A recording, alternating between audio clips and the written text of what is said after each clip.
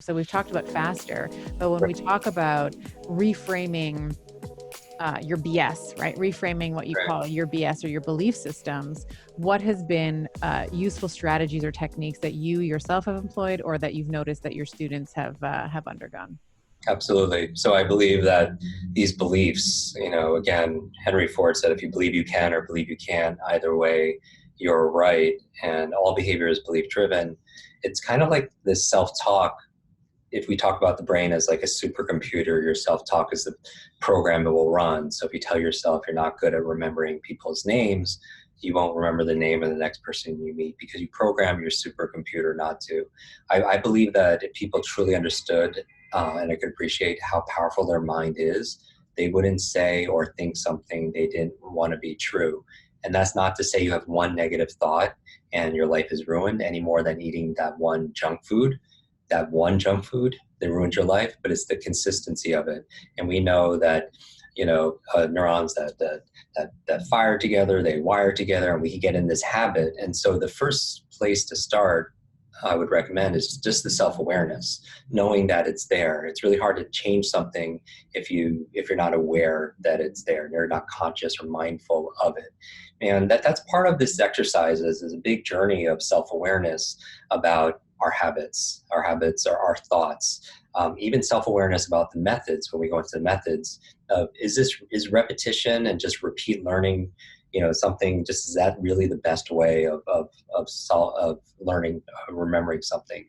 Or critical thinking. Most people don't have a strategy for solving problems or decision making. So we have a lot of methods for that, but they're not even aware that they have a preset way of doing it and one way of looking at a problem. So I would say at a meta level, self-awareness is a superpower for everybody.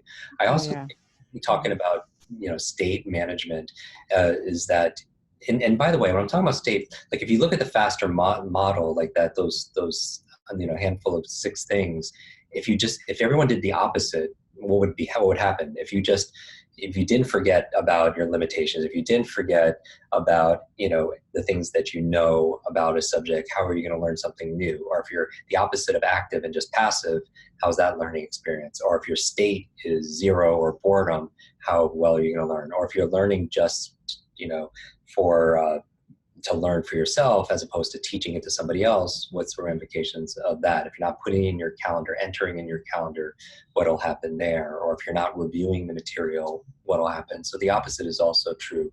But the self-awareness, coming back to this talk, part of it is going back to the state, is this curiosity mindset. Meaning, I think one of the best ways of changing limiting beliefs, or these lies, limited idea, entertain, or BS, these belief systems, is having the curiosity to go back and saying, where did this come from? Is this something that's real, or is this something that I'm currently entertaining? Or asking yourself a question: is it possible this is not true? Including doubt in there about something, around something that you inherently have knowledge and wisdom that it's not getting you the result that you want. Is it really true that I have a horrible memory? And just really evaluating that, meaning that, are there times where I could prove, do I have evidence saying that the opposite, where I do have a great memory? Are there times where I remember certain things, and be able to build evidence and a case for the opposite? I also think that besides self-awareness and having curiosity, and part of the curiosity leads to this, which is your own research. In the book, we talk about these lies of learning, and then I present research to counter some of these lies, whether it's, a fixed mindset or IQ and intelligence is something, that we talk, the myths, if you will, that we introduce in the book. And then we go into research telling people, what science is saying, is more accurate. And then we take through a process where we define what the lie is. We give them the evidence to counter that, and then we introduce a new belief into the fold that's more empowering. That usually is the opposite of what's holding them back. That's keeping it in their own mind.